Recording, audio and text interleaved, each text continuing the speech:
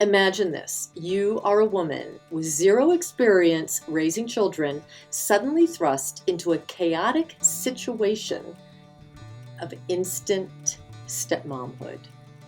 That was me. I did that. I survived it. I've lived to tell the tale. And I learned some valuable lessons along the way that I'm here to share with you today. These are 8 things I wish I had known before I became a stepmom the first time. So yes, I've been a stepmom twice, and the first time was a total disaster. I mean, complete train wreck. I'm kind of amazed that I'm actually here right now telling you about it. Very grateful for that. I'm on a mission to help stepmoms avoid burnout. So I'd like to share with you some clarity that I got today about 8 things I wish I had known before the first time step parenting. Let's dive in. All right, let's get some context here. I was new in town and I was reinventing my life, right? I had given up my prior lifestyle, my prior town, my prior career, was starting over. I had a plan, right? I was really excited to be in this new town, started dating. There was a knock on the door of my boyfriend's house one morning, and it was the police. They were dropping off this adorable 8-year-old girl who had just rolled over in a truck that her drunk mother was driving. So understandably, the police and the social services person brought her to her father, I think 5 or 6 states away. And there we were. We were faced with now being with a child full time. For me, it was the first time, and for him, it was getting his daughter back. I was completely compelled to rescue and to help both of them succeed in getting her into a healthy life. That's the context. So I sunk all my money into a house so that she could be in a great school district.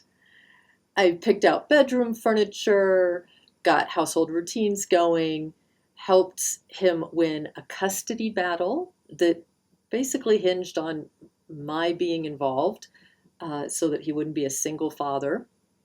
And yeah, so lots and lots and lots of changes to my life, lots of choices that I made that maybe you can relate to. There are plenty of lessons to be learned, and let's reap that harvest. I'm going to share them with you now. Lesson number 1 was acting like a mother. It doesn't make us one. And this can be hard if we want children of our own and there's a child around. Of course, we're going to step immediately into the maternal role. Even if we didn't want children of our own, there are physiological changes that I experienced just living with a child that compelled me to be more in her life, to bond with her. I was actually dreaming the same dreams she was dreaming. We would compare them in the morning, and often we had the same dream. One time we even shared tea and toast in a dream. Kind of amazing. So it's hard to resist the urge to act like a mom, especially when your partner might be asking you to or expecting you to, largely because they don't understand that for a step parent, acting like a parent can actually get all of us into trouble. Have you ever noticed that the word mom and dad, like stepmom, stepdad, or mother and father, stepmother and stepfather, or parent as in step parent, they're in our label, the label we've been given, stepmom, stepdad, right? Parent, mom, dad. But the two could not be any more different. A step-parent and a parent, a stepmom and a mom, a stepdad and a dad. Parents have authority and built-in bonding with their children, hopefully, And there are buffers. Those create buffers. There's a history, there are traditions, there's shared experience, and these create buffers so that when there are stressful interactions, that connection doesn't have to be lost, right? And the trust has been built up over decades, perhaps, or just a few years if your stepchild's really young. And we don't have any of that advantage. We have none of that. And then our partner is related or to that child, or perhaps adopted that child when they were a baby. And so they have all these bonds and are going to feel very protective and territorial at times.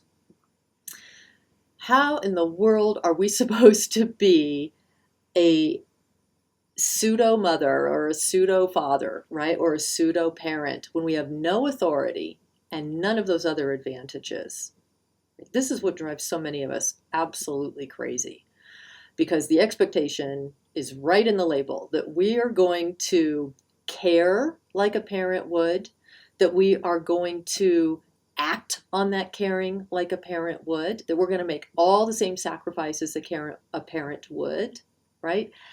Without, I hate to say it, but for so many stepmoms, without much reward, without much love in return. And often we are triggers. We're triggers for really hard feelings. So for our stepkids, we can symbolize the loss, the divorce of their parents brought about, right? The loss, the lack of their non-custodial parent.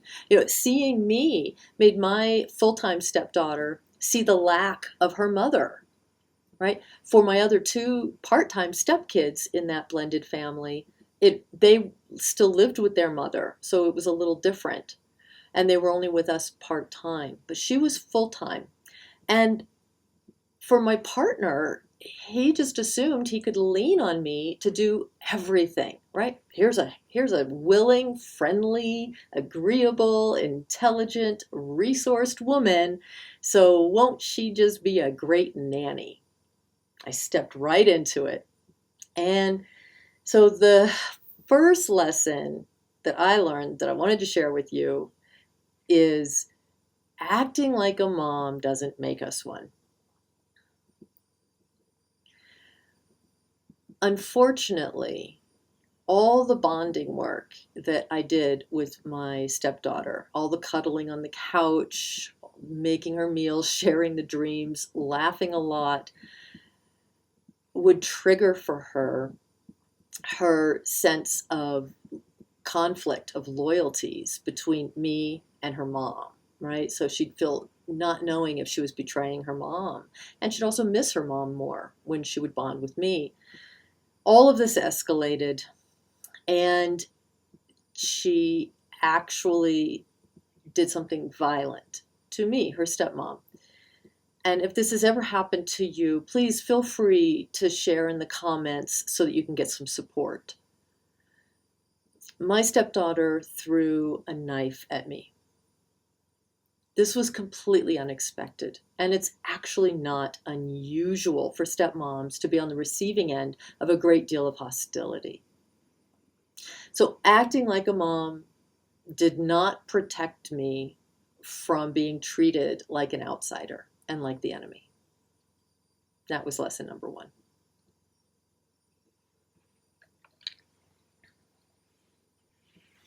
The second thing I wish I had known before I was a stepmom the first time would be to expect to be scapegoated, and even more importantly, to not take it personally. Now, I want to just reach out there and give each of you a great big hug who might be feeling less than, by feeling self-doubt, by believing what perhaps your stepkids are saying, or even your partner, or other people in your stepfamily, or other people in your life who don't get it, who don't get that you're a full human being and you've stepped into this very difficult situation doing your best, and that you are not the cause of the divorce. You are not the cause of the pain and the grief and the confusion and the overwhelm.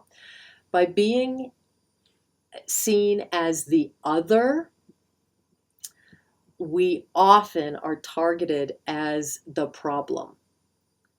And all that does is take attention away from the actual cause and source of their own pain. And then the more we buy into this head trip and heart trip that happens to stepmoms, where we start to doubt ourselves, we start to apologize, we start to fall all over ourselves trying to be perfect and pretend that everything's okay, it takes attention away from the source of their pain. We make it seem like, yeah, we must be the source of their pain, right? So it enables our stepkids, our partner, the bio mom, and other people in our lives. It enables their putting off the hard work of grieving the loss of their family, of the divorce.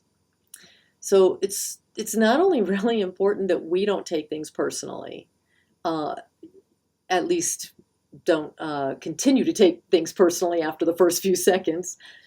It's important for us and our survival, but it's also really important for their healing process.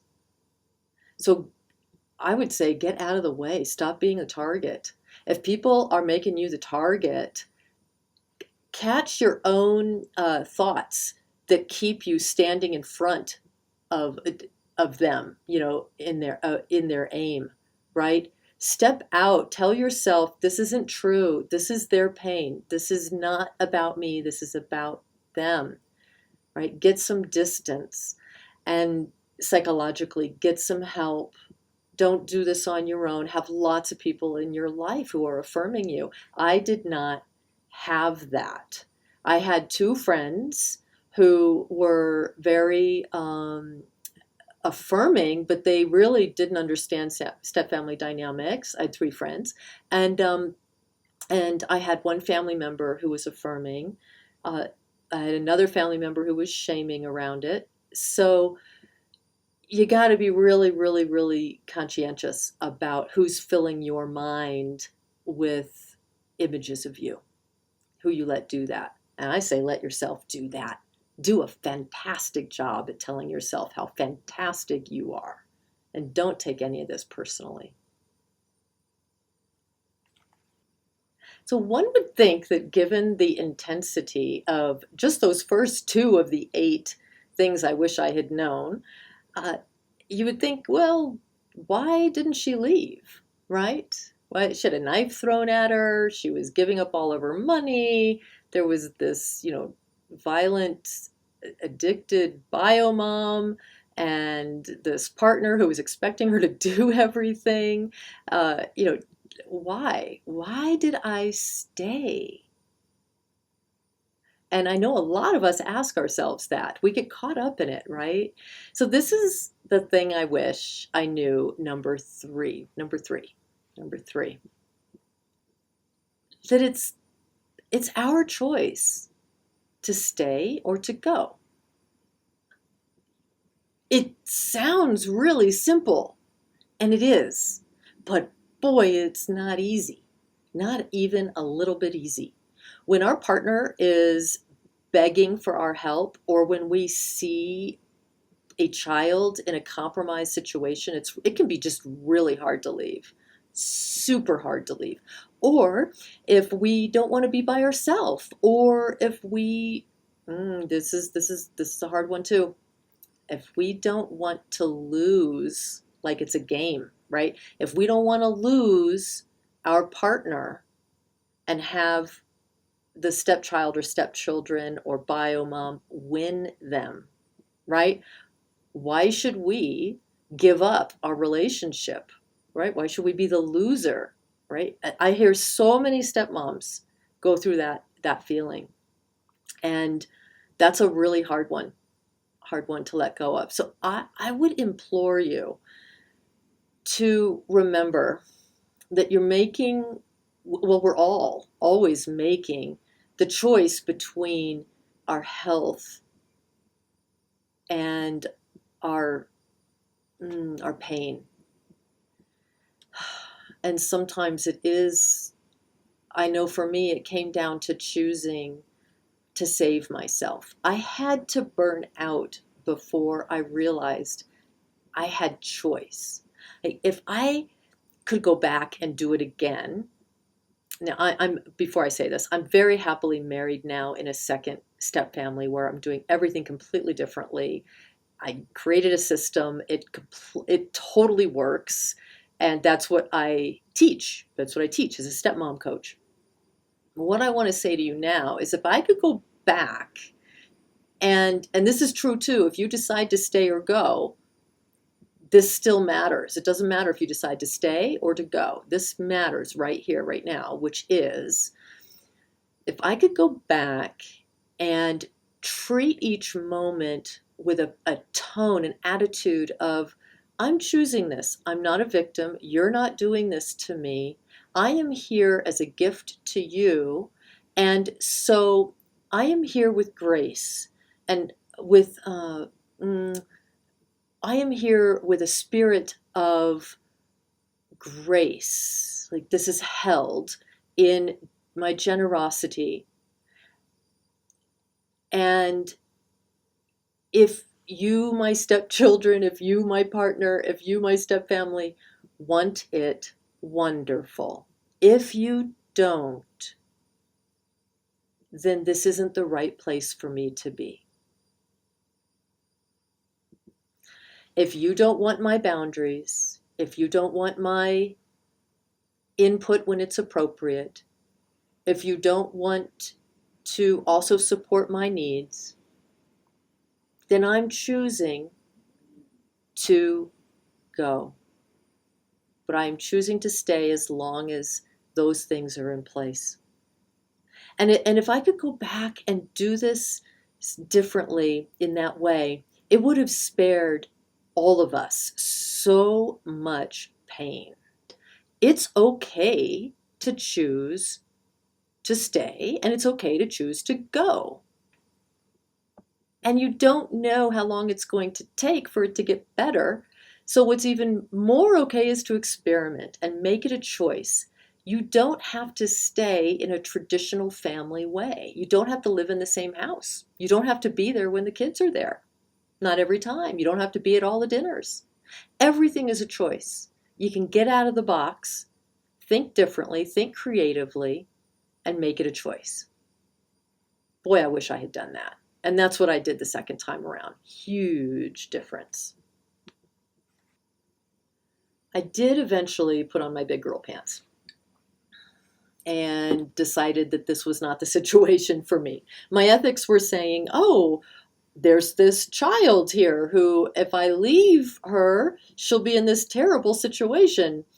And that's not okay. I can't leave her alone with that. And then a really good friend said, Ishana, wait a second.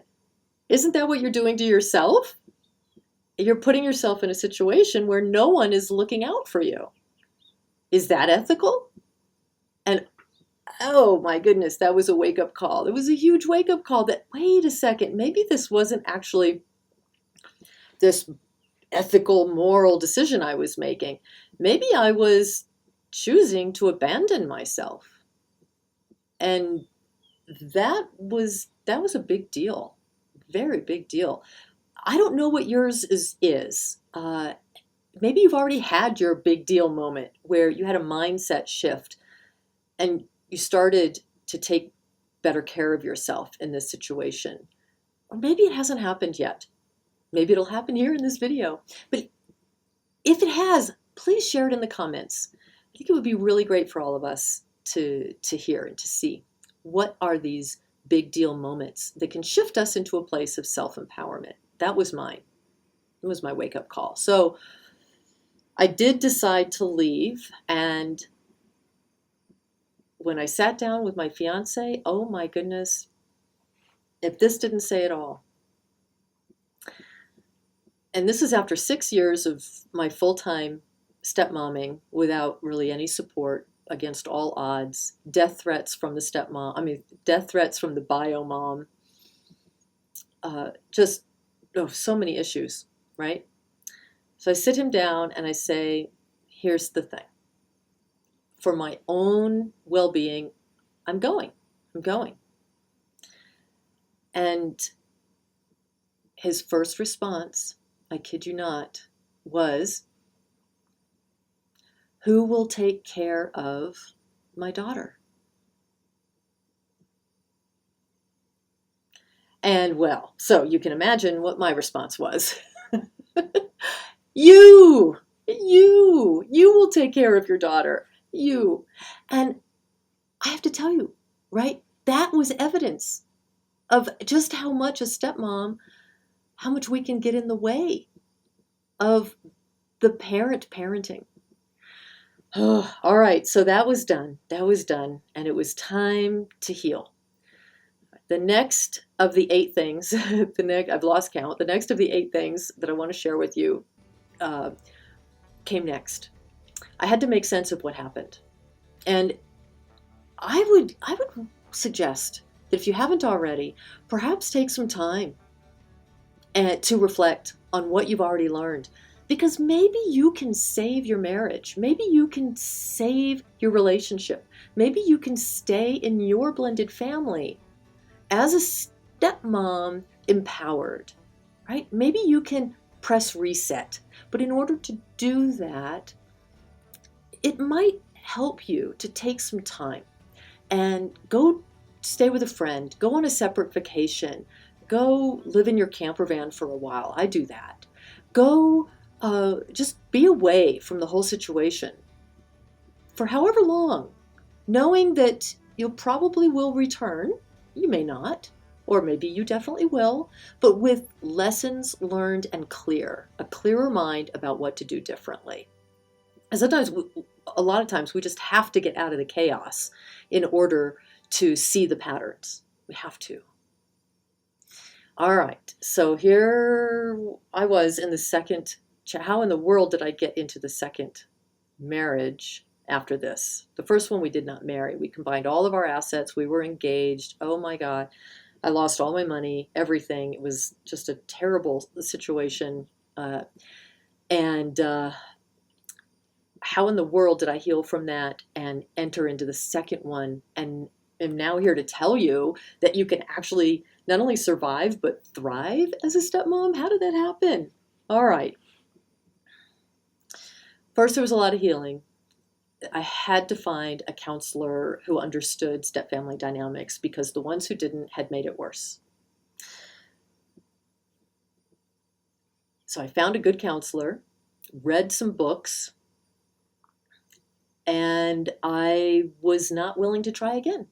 I did not trust my any future partner. I did not trust myself. I was so hurt, so burned. I had a better sense of what had happened, but I did not trust myself to do it better. And then some friends cornered me at a Memorial Day picnic in their little chairs, and I was against the wall of the house in my chair, innocently sitting there with my food, and about 6 of my friends scooted up around me in this tight little horseshoe and said, "Ishana, we're going to have a talk." And they proceeded, I don't know how long, maybe an hour, to encourage me to try again, because I was choosing people who were not great for me because I was afraid of stepmomming, right? And I cried, I was angry, I was traumatized. So I was saying no to them until one of them convinced me that maybe it could be different, because for her the second time around had been so much better. They let me go when I was willing to consider it. And I'll kid you not, the very next day, I met my now husband. So that mindset shift of just being open to considering that it could be better is huge.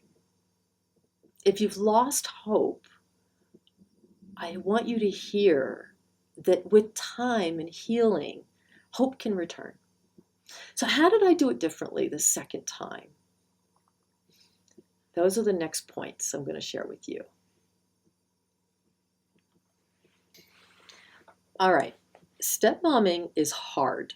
Blended family is like being in a ninja blender at 7,000 miles an hour. Yes, there's nothing smoothie about it, right? Not the first time, not the second time, not the third time. No, no, no, no, no. However, all those lessons learned the first time did help me to have a much safer experience the second time and to learn the next lessons, which I'm going to share with you now. So the first one was the huge popping sound, the mindset shift, where I said to myself, okay, I'm going to try this. I'm going to try the second time if I can make a promise to myself and live up to it to thrive, not just survive, right? To really put the bonus in bonus mom, to take the step out of it, which is German for death, by the way, and that's where it comes from. Women who stepped in to widowers' lives and became the surrogate mother, right? The death mother. No, I wanted to be the bonus, the bonus. That's the only way I was going to go into this. Because we have decades of life ahead of us. Has it really, really come home to you yet? It did for me in a major way. That because I had surgery, and in that surgery, I realized, wow, I may not wake up. And I realized I want to wake up. I have decades left to live. And that frame of mind made me commit to myself to make those decades count, to not get lost again in all the confusion and overwhelm and all the messages from other people, right? To work on this, on being centered, on knowing my heart and staying true to it. So entering into bonus momhood could only work if I could thrive, period. So here's the how, right? We have a sense of what not to do, right? Don't take it personally. Don't act like don't try to become the mom. It's not enough to know what not to do. We also have to replace that with what to do, right? So if we're not going to take it personally, what are we going to do instead? If we're not going to act like the mom, what are we going to do instead? If we're not going to choose to stay and be trampled on, what are we going to do instead? Right? If we're not going to burn out, what are we going to do instead? I had to get super clear. This is another thing that I wish I had known before becoming a stepmom. What being a stepmom is really like. It is an X sport. That means high risk, very few people survive it. Did you know that more base jumpers survive than stepmoms make it through stepmomhood? Right? More of us choose to leave within 5 years. It's an export. And that means it is, a lot of it is about mindset. Because in an export, when someone's climbing a glacier or skiing some crazy mountain or ski jumping, it's once you're there, once you're in it, the elements are in charge, and your mind is what gets you through, right? Your muscles, your body, they know what to do. They know how to hold on to the rock face. They know how to balance on the skis. They know that automatically. But you might get a gust of wind, right? There might be an avalanche. There could be a little squirrel that climbs up and tickles you while you're dangling from the mountain. Who knows? And that's where it's the mind. So stepmomming is so much about mindset. And what I realized is that I had to take control of my own thoughts and my own attitude and my own planning and not leave it to the whims of the stepkids and the whims of the parents and the whims of the world, right? And the whims of all the pressures all around us as stepmoms, because blended family is stressful, but blended family in this world right now is especially stressful. Stress upon stress upon stress. Oh my, okay. So where do we have some control? our choices, and our choices affect our mindset. So eating healthy, exercising, socializing with positive, affirming people, building up our career, learning, seeing beauty, doing things that give us joy, that all builds up our muscles for life. And the mindset of accepting that stressful things are going to happen, and we can have a plan. We can have a plan. So this is the thing I wish I had known going into stepmomhood the first time, is that I needed a plan for daily life. And that plan would include 4 things. It would include what I would do before a stressful situation, during it, after, and between. Before, during, after, and between. I call it BDAB. All right, that's going to be a whole separate video. We'll go way in depth on that. For now, just know that that mindset of, okay, this is going to be daily life where there are going to be stressful situations. The kids are going to cuddle with their parent on the couch, and I'm going to feel left out. There's going to be an argument among the kids about, what to have for dinner, and my partner is not going to do anything about their arguing, and it's going to drive me nuts unless I do something DBAB about it. All right, so before, during, after, and between stress management. A different stress management strategy for before the event, during the event, after the event, and between events. Hugely key. Just like an export athlete has a plan, just like an NFL football player always has a plan for what they're going to do, depending on the circumstances. Number 7 is to anticipate. For example, my partner and his kids have a really loving tradition of cuddling on the couch. And I feel awkward and left out. It's like being at a party and you don't know what to do with your hands, right? What do you do when you're talking to people? Like, that's how I feel. I also feel sad because I don't have anybody that close to me in my life other than my partner. And so I've developed a plan for what to do about that. I anticipate it. And this engages, we all have it, you have it too, the anticipatory stress regulation. Anticipatory stress regulation, superpower.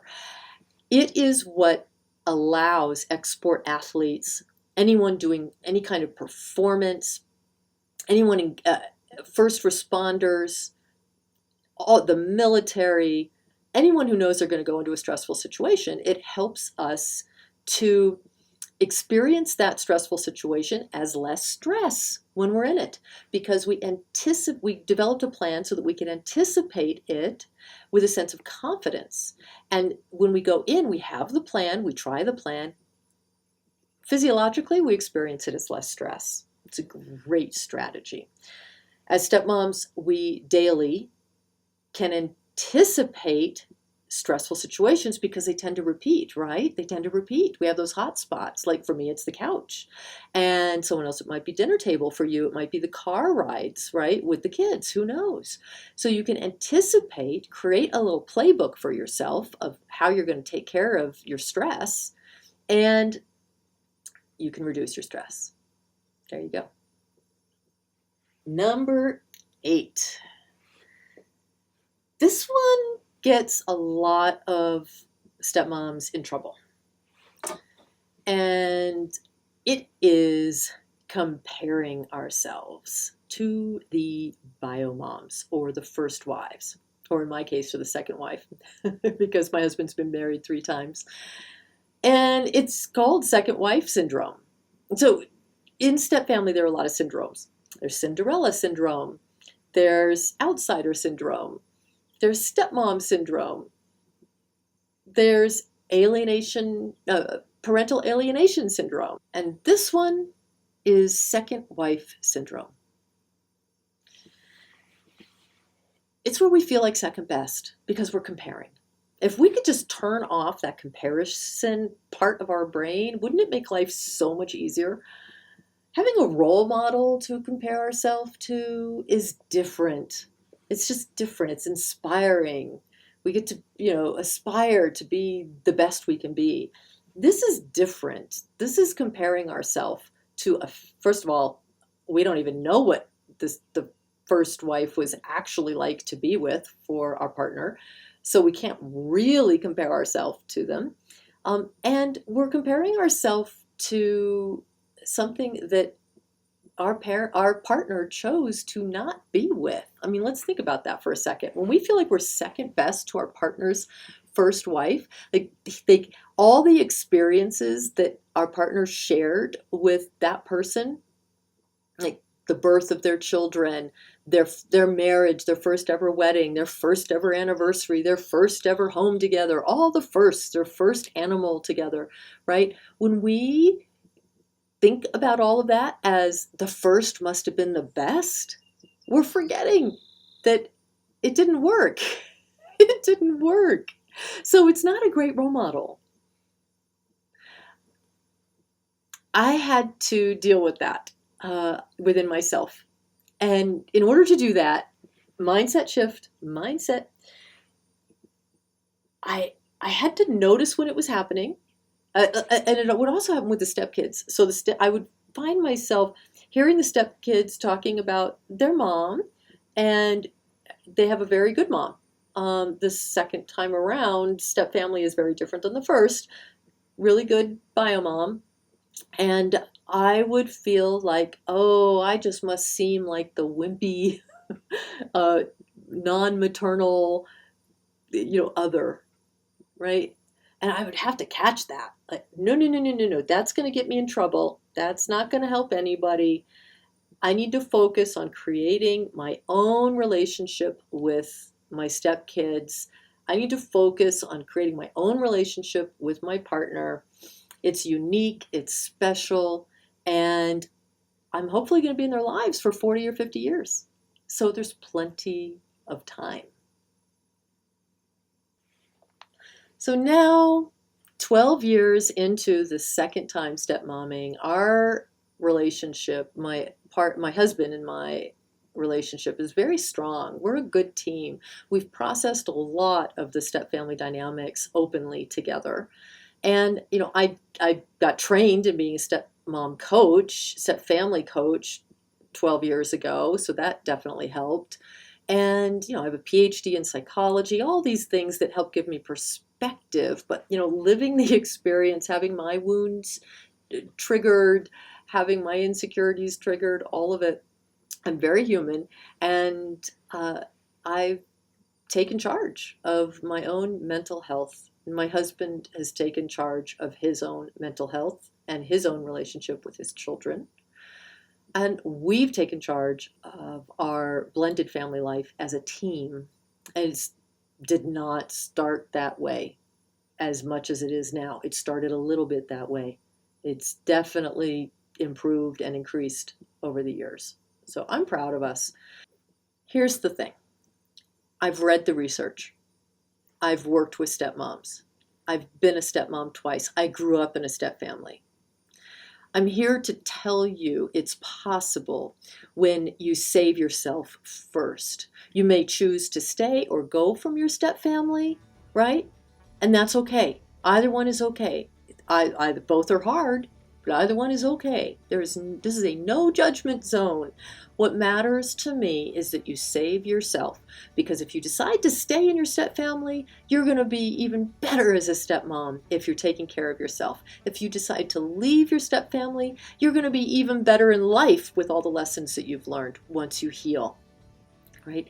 So I'm on a mission to help stepmoms avoid stepmom burnout. I know that with grit and determination, you can turn being a stepmom into being a bonus of your life, and you being a bonus in their lives. To help you along the way, there are some resources linked below. I hope you'll take a look at them, and I hope this helps.